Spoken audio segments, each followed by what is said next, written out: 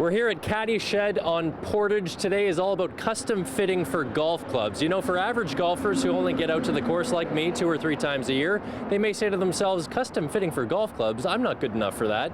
But here today, Scott Staub is going to tell us just exactly why it's so important. I would ask you to stand just where you are. Okay. If you were to put your hands straight down. For an iron fitting, which is what we're showing you today, your height and wrist to floor measurement are taken to calculate your lie angle. Plus, grip of the club is also important. Perhaps could use a little bit. Can almost feel your fingertips digging in just a little bit. Yeah. You may be a candidate for a larger grip, perhaps a jumbo size grip, oversized. There's 3, 4, or 5 different sizes of grips. Right.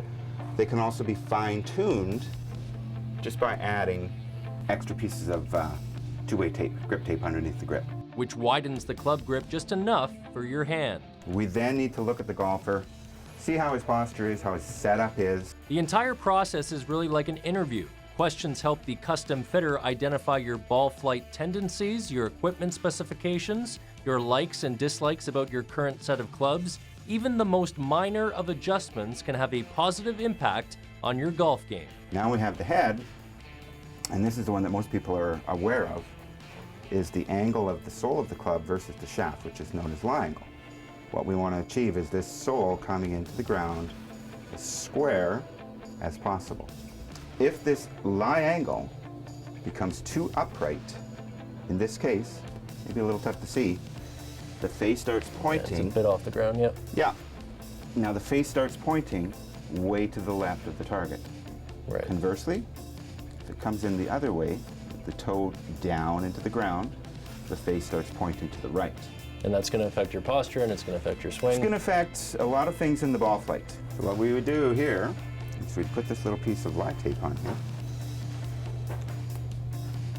right on the club like that, and our objective is to try and get our markings, which will show up once you get to take a little swing. Thank you. You won't be judged on this in any way, shape, or form. Okay, so it sounded like you clipped the board a little bit, which is good. Take a look at what the results are. Wow, look at that. So look at the marking there. Right in the center of the club. So this is what we're looking for. So we would do that 2 or 3 times, maybe more. Yeah.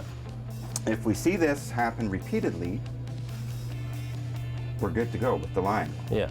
Consistency. Consistency is what we're after. If the marking on the tape wasn't in the center and more to the left or to the right, after analysis of posture and swing, subtle adjustments would be made in the loft and lie machine. We would just make adjustments by bending the actual hosel of the club. Oh, I see. Trying to accomplish, get it to the number that we've determined. In your case, you were really close to being the loft, the angle that was predetermined on your shot. Okay. Maybe you were 1 degree. Doesn't sound like a lot, but it can make quite a difference. So you're perhaps 1 degree either way. We would just measure it up, bend that hosel to the way we want it. You know, for the amount of money you can spend on golf, getting custom-fitted golf clubs serves as an investment to your game. If you're going to spend the money, at least give yourself a chance to play your best. And that serves as good news and bad news for guys like me, because now if I get custom-fitted golf clubs and I take a bad shot, I know it's my swing and not the club.